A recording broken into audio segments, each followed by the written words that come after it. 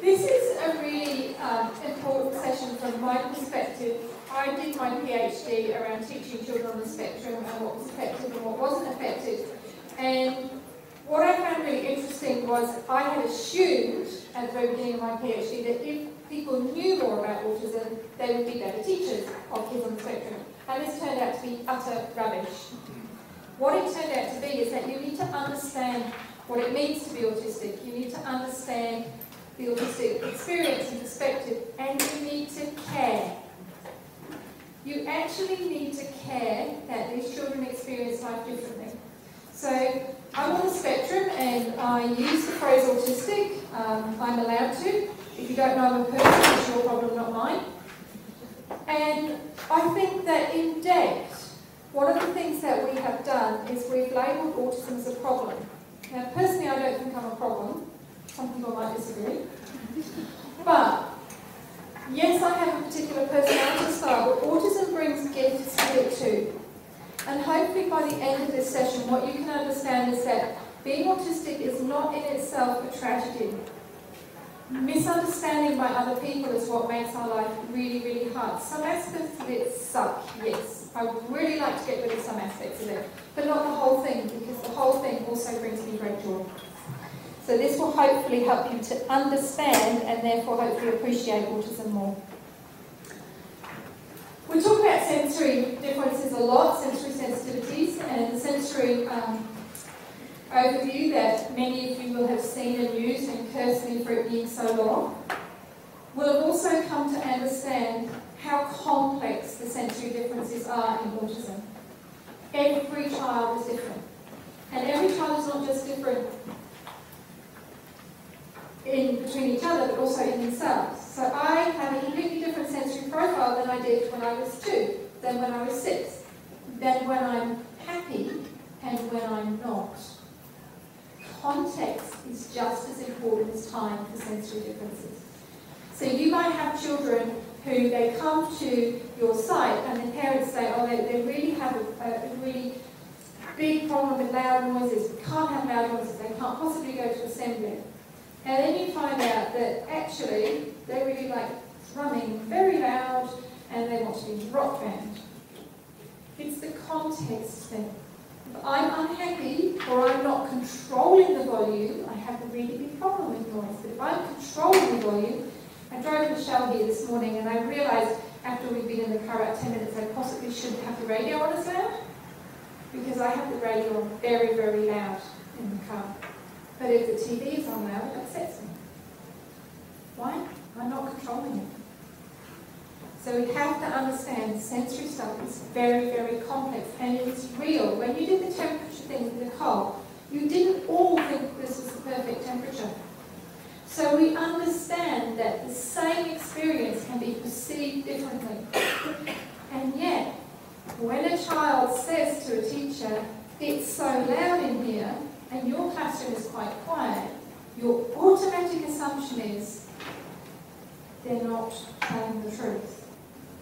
Or they just don't understand the concept or something, whereas really what they mean is in their head it's so loud because they are hearing so much stuff that you're not necessarily hearing. Now the poor people that sit under the projector, it really bothers me, the projector noise. You haven't been noticing it? Now you will. We also know that communication is very different between autistics and non-autistic people. Now, if you're going to talk to the person next to you, what do? You look at them, you reorientate your body. But that's not the case in a group of autistic people. So if you go and you go to an autistic social gathering of kids or adults, they are not necessarily looking at the person they're talking to. And I have no issue if somebody's talking to me, they're not even orientated to me. It doesn't bother me. Because I know that many people on the spectrum really struggle to filter and prioritise. So hopefully, those of you who aren't on ego shopping are focusing on my voice. You're filtering out the appalling lighting in here, the lovely deck wall, the sounds of pens and pencils and keyboards. That's, to you, you're not hearing it. You will now, I've pointed it out. I can't do that. the time. Now, for some people on the spectrum, it's seeing everything all the time. Most people, when they see, what they see is the movement. So when I move, your brain has to reprocess that. If I stood completely still, your brain just holds a static picture. People on the spectrum can't do that. They process over and over and over. So our brains get so full up of stuff. And that means that it's different in the way that we communicate. When we think of communicating, we often forget that it's two-way. So hearing is when the sound goes in. Listening is when my brain interprets the sounds. Communicating is when I understand and I respond appropriately. That's a lot of processes, isn't it? And when you think about the fact I'm hearing everything else too, and seeing everything else possibly, and smelling everything else, there's a lot of stuff going on in my head. And then the requirement of schools is that you need to sit still. Now, if you've got poor core muscles, which many kids on the spectrum do, sitting still is very hard. If you have ADHD as well, which many kids on the spectrum do, it is almost impossible to sit still and listen. So you, as educators, need to make a choice. Do you want them to sit still, or do you want them to listen?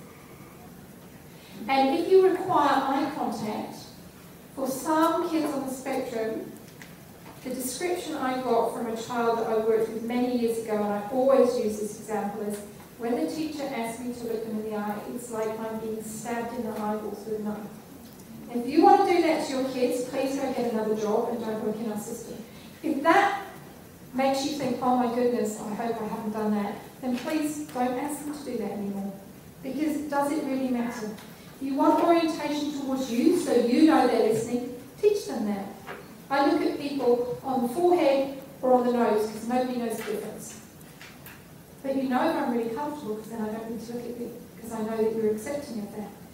Our kids who can't sit or look and listen, when you use the 5 L's, what you are actually teaching autistics in their thinking style is, what is important for this teacher is that I sit like this, not that I work. So you need to be really aware of that because it is quite different because all the other kids in the class can do both. But those kids can't, and nor can all the kids with ADHD. So speech and cognition. There is an assumption, or there has been an assumption over many years, that children on the spectrum who cannot speak by the time they start school are intellectually disabled. And this is not the case. There are non-verbal autistics studying at university. There are highly verbal autistics who have an intellectual disability. So verbal ability and cognitive ability are not linked at all. There was a period of time when high functioning and low functioning were fashionable terms, and I would be described as high functioning until you put me on a bus. Don't like being on a bus because it might go somewhere I don't know, so I have to have a map and a timetable. And the bus is not on time in Australia, so this is a problem. I can get lost on a bus. Now, how is that possible? When we use terms like high functioning and low functioning. I also don't know my left and my right. I was listening to the radio one day and it said, you know that somebody is severely autistic when they don't know their left and their right. I'm like, oh, in case someone told me I'm severely autistic, I hadn't noticed. We make these judgments and these assumptions. And when you hear someone say high functioning or low functioning, what they mean is perception of no support needs, perception of very high support needs. And it is better to use the terms low and high support needs, but be really specific around what. The picture on the far side is of a classroom with some bugs. I think you've heard me talk, you know this story. There was a little girl started reception somewhere in South Australia, and she was a snail aficionado. She should be at university studying snails, she knew so much. And she wanted to bring a snail to school, and the teacher said no because she might kill it. Now, this child was on the spectrum, and what she interpreted by that is the teacher thinks I'm too stupid to take care of my snails.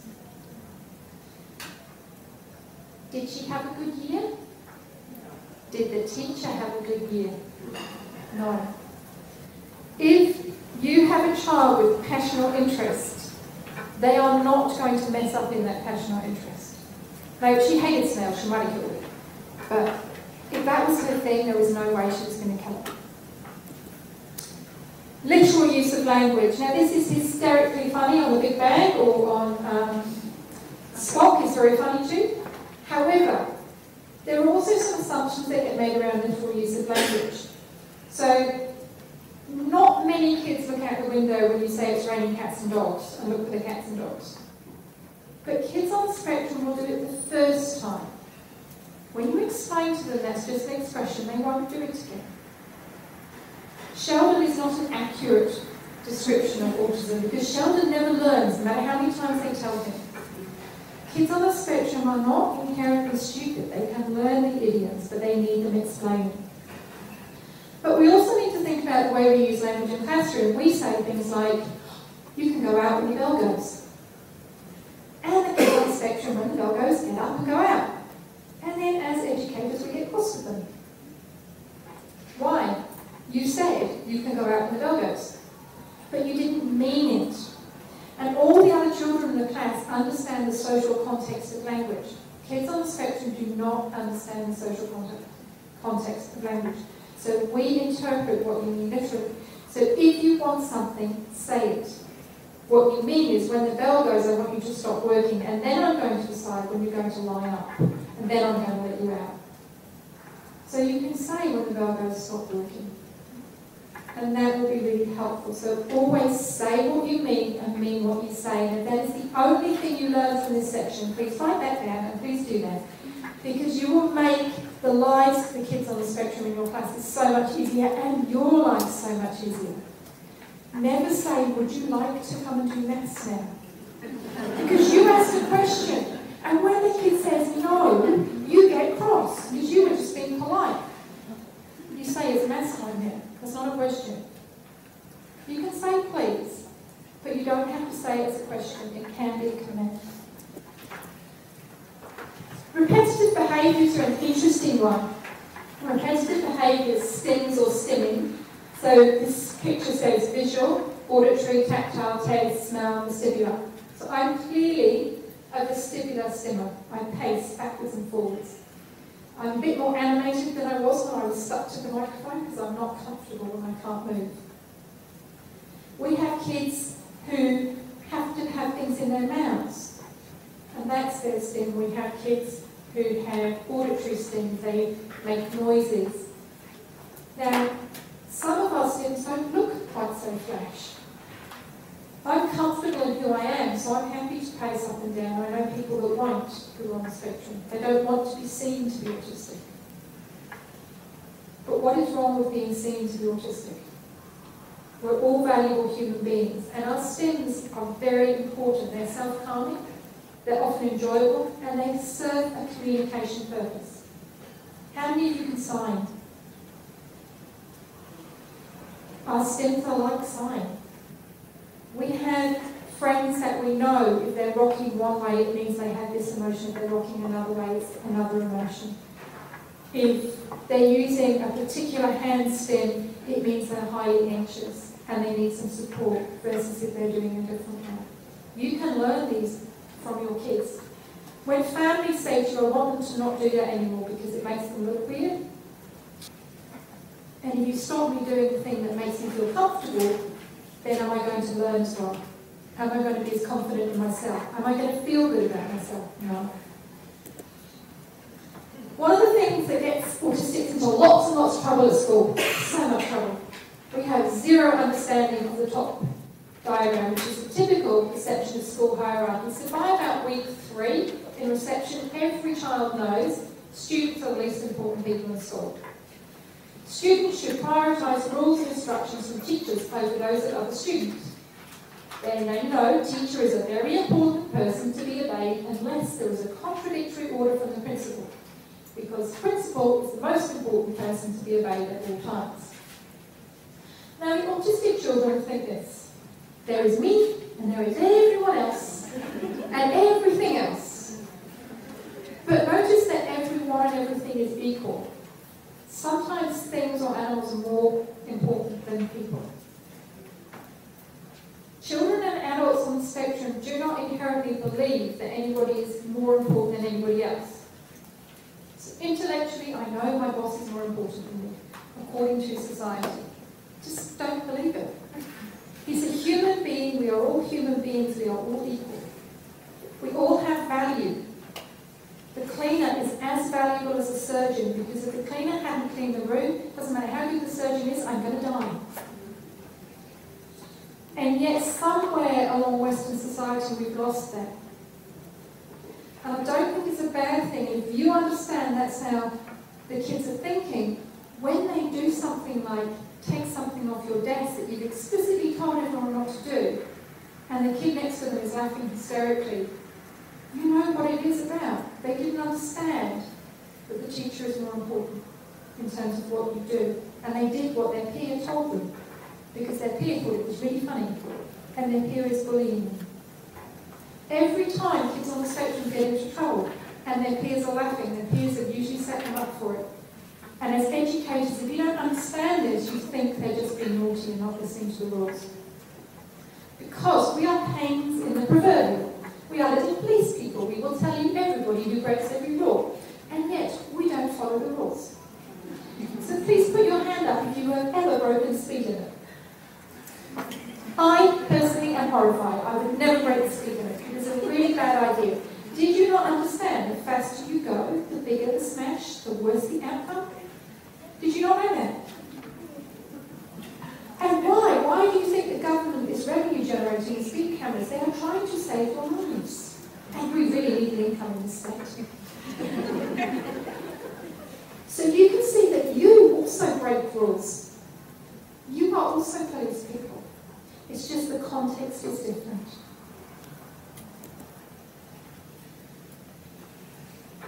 This is your secret for the day, or one of your secrets for the day. Most of the curriculum is very anxiety-provoking for kids on the spectrum. We talk about restricted interests. I prefer to talk about our passions and our interests. How many of you could spend all weekend doing your hobby? Yeah? Most of you. How many of you would love to spend all weekend marking school books? Not so many. We know when it's report writing time, that's not usually our preferred activity. The anxiety starts to build, the stress starts to build. The kids on the spectrum, what happens, particularly when their interoceptions are good, their stress leads to distress, to overwhelm, to shut down or meltdown. They go into that flip-led survival behaviour. Can they learn at that point? No. So you're trying to get them to do handwriting and they're not doing it. And you're trying really hard. It was a sensory issue. You give them a different pen, you give them a different paper. You're really trying hard.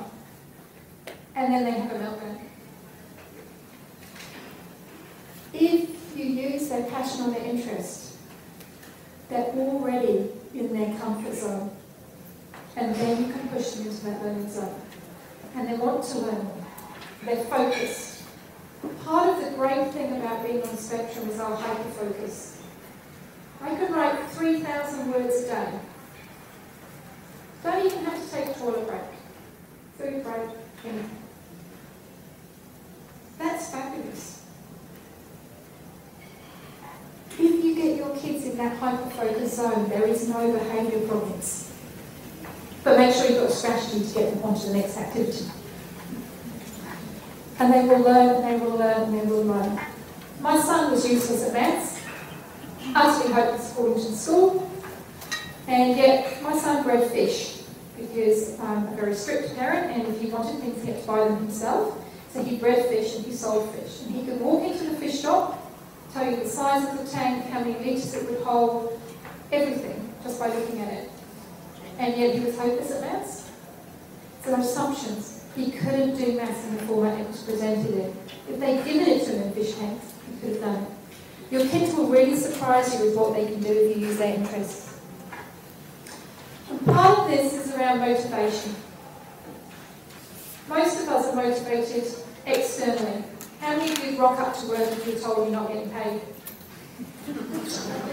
One person, two people, fabulous. You are intrinsically motivated because you love what you do so much you would do it even if you weren't getting paid. But most of us, without that reward at the end, we wouldn't feel valued enough to do it. Theoretically, autistics are extremely hard to motivate externally. Giving them rewards often doesn't work.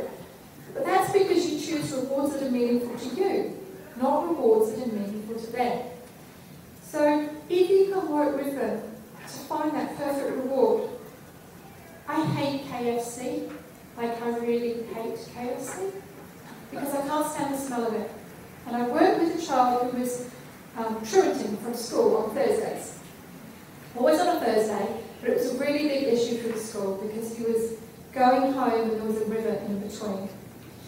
And they wanted to fix this. And I worked with the young man and I said to him, okay, what's the problem with Thursdays? The problem turned out they go to tech at a different school on Thursday and he didn't like tech and he didn't like the other school. And I wanted to know what he loved most in life, and it was KFC Double Downer. And I said I would buy him one if he didn't truant for the next 3 or 4 weeks until the end of the term.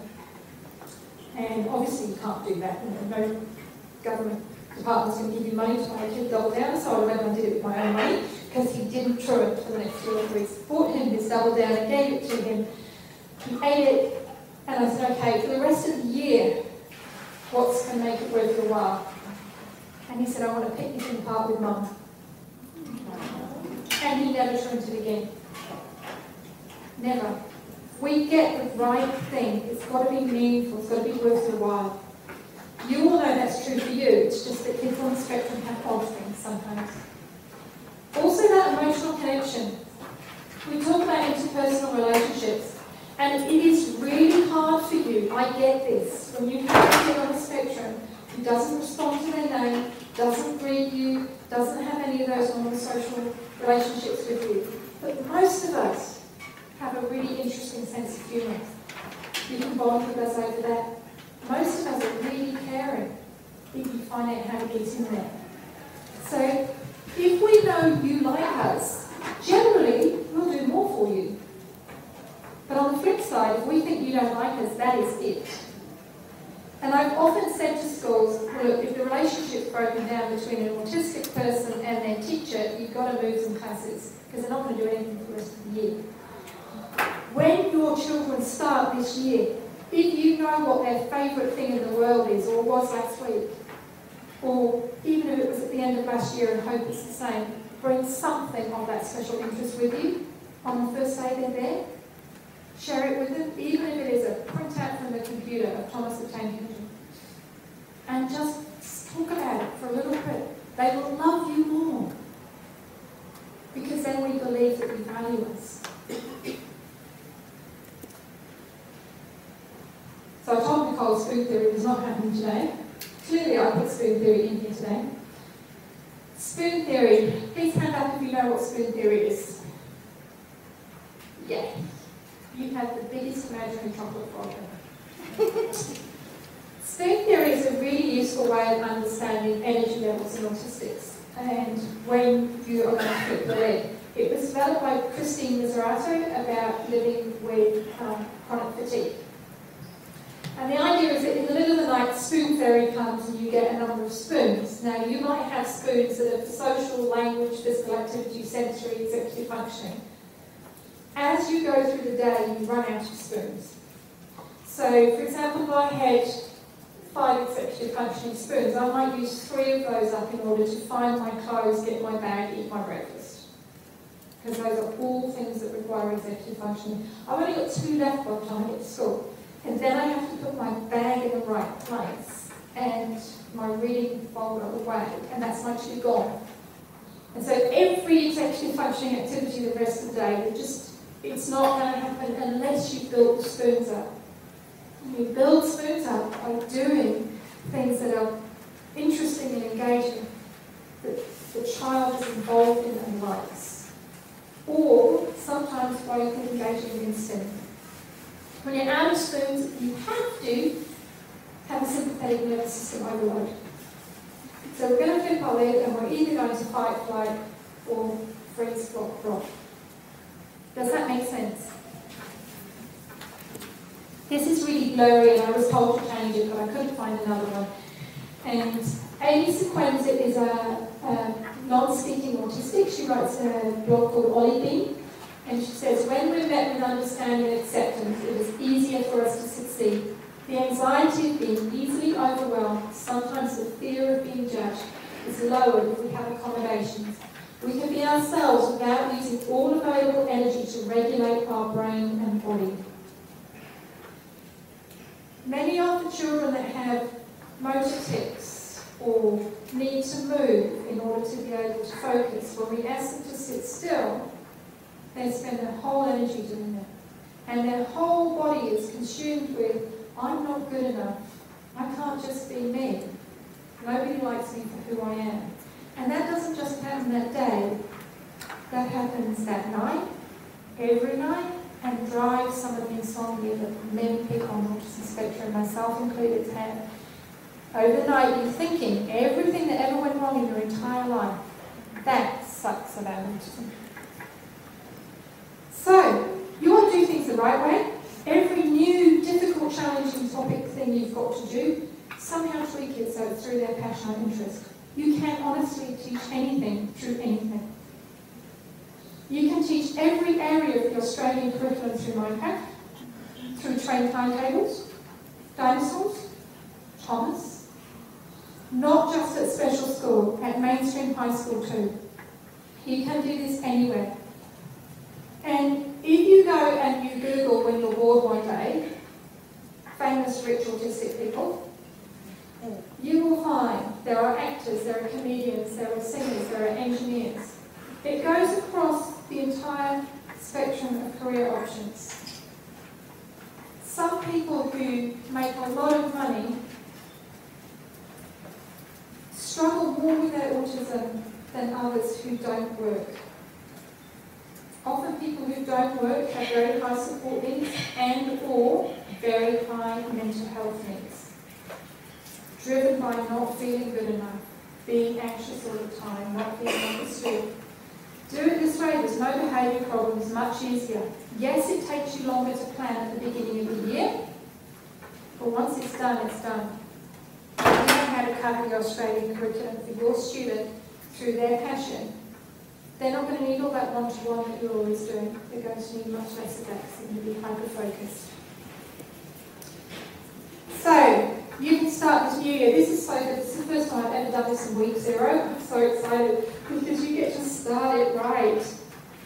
You're genuinely pleased to see the child. I know that the teacher last year told you they're awful. I was awful to teachers that didn't like me. I truly was. I went to 4 different high schools. Many of our kids have been to school after school after school, and yet you'll get that one teacher in their life that goes, oh, they were the best student I ever had, they were so funny, or they were so warm, or they were so caring. Every child has redeeming features. Just see that for the first day. Understand them. As you get to know them over the year, do that sensory overview, update it. Things will have changed. Do their autism support plan. You can do these instead of your one child, one plan, and you write on it, see these plans, or you copy-paste relevant bits into the one child, one plan. If you're still using NEPs, not one child, one plan, you can get the same thing, copy-paste, or you write on it, see these. Explain the tests really clearly. Use short bursts of language with a pause for processing time if they need that processing time. If they don't, because we'll think that you have a problem. Give us a reason to do it. When my son was at high school and refused to read the English literature novels that they needed to read for their exams, I said, well, you have to get, you're in New Zealand, 12 credits. Because if you don't have 12 credits, no one will ever hire you. So he found a way to do 12 credits in English without reading that book. And I have to be honest and say, when I did my A-levels in the UK, we had to read 3 novels for our A-level in English. And I read 2 because I didn't like the other one and I still passed. If there is a reason to do something, we will do it. If there isn't, because of all that stuff going on in our brain, because of the flipping lid coming all the time, it's too hard. And please, every day is a new day, because we're not doing that. But you have the ability to do that, so if you could do that, it would be awesome. I think the most common question I something when it comes to kids on the spectrum. And it is different than kids not on the spectrum. So kids on the spectrum can't do things like everyone else when it's too hard. Like I can't do brain surgery, I haven't been trained. I also can't do something in all kids on the spectrum, they didn't hear the instructions. Now you spoke them, but they were listening to the fan, and the fan was louder in their head than your voice, and you didn't get their attention first. Also, if they're overwhelmed, if they're already going into this flip-culet space, they cannot do any work. However, we're a little bit annoying because we won't do work that's too easy. And oftentimes when I've worked with schools, what they say is, well, this child can't do all this stuff. So we keep giving them easier and easier stuff and it's still not helping. Well, that's because it's all too easy. And why use up a spoon on something that we can already do? So handwriting, for those of you who are in primary school, junior primary, is really hard because a lot of autistic kids refuse to do handwriting. If you think about it from a logical perspective, because autistics are highly logical, if I can already do handwriting, why would I need to practice it every day? And if I can already write A, why would I sit there writing A? Why? If I can't write A, why would I struggle to write A over and over again? So it might be flawed logic, but that is the logic that autistic kids will be using when they're refusing to do it. But if you ask them to write the name of Thomas Tank Engine characters and that's their thing, they will be doing that. And if handwriting is about practicing writing, then do it through their interest and passion. Because when it's pointless, if we're almost out of spoons, you're going to save that spoon for recess or lunch, because otherwise you're going to lose it and then we'll get sent home, or we'll get the principal, we'll get in trouble, mum will be cross. Or we won't do it just because we're hyper-focused on something else. And you might not see that hyper-focus because it might be that there's a little bit of shiny over there, and wow, it's just so amazing. And it's making me really calm down, so I didn't actually hear anything you said. And I'm not going to do it because I'm still focused on that. The only thing that you can't tell is when a child's a perfectionist, can't really say that that's a can't do or a won't do, because it's a fear thing. If you can break down that fear and teach them that failing is okay by modelling it, getting things wrong on the board, rubbing it out, writing a new one, letting them have a new piece of paper if they want one instead of crossing it out, then they might work. And I've left the word meltdown on this slide, even though I don't use the word meltdown very much anymore, and have moved into the sympathetic nervous system overload, which is what it really is. Meltdown is still what parents know it as. But if you can also teach the families that you work with that it's not a meltdown, it is a sympathetic nervous system overload. What is the difference between a tantrum and that? How do you know? Because I have to say, autistics do great tantrums. We're awesome. We would win awards. When we tantrum though, we need to know you're noticing it. Because we will also respond if you do something and you notice us. You know when a 2-year-old wants something?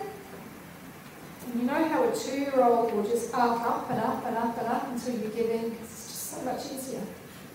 That's what the tantrum is in an autistic.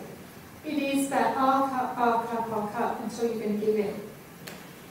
If you don't give in, if you're always firm, it can turn into a meltdown. It can turn into that sympathetic nervous system overload because they've arced up so much that they've gone up like this. You know that it's a tantrum if you give a direct instruction and they stop. But the quieter you talk, the more likely they are to respond. But the lovely young boy who used to throw chairs. And I wasn't his teacher, I was the support teacher in the school that worked with our kids with challenges. And luckily, I just happened to be in the right place one day, and he had a chair over his head, and the teacher had got all the other kids out, because he didn't throw the chairs. And so I just sat down next to him, and I quietly said, I can't hear you until you're talking quietly, and you put the chair down. And because I always said what I meant and meant what I said, he took me literally that I couldn't hear him, he put the chair down. And you actually can't can't hear someone when they're yelling, can you? You can't hear what they're saying.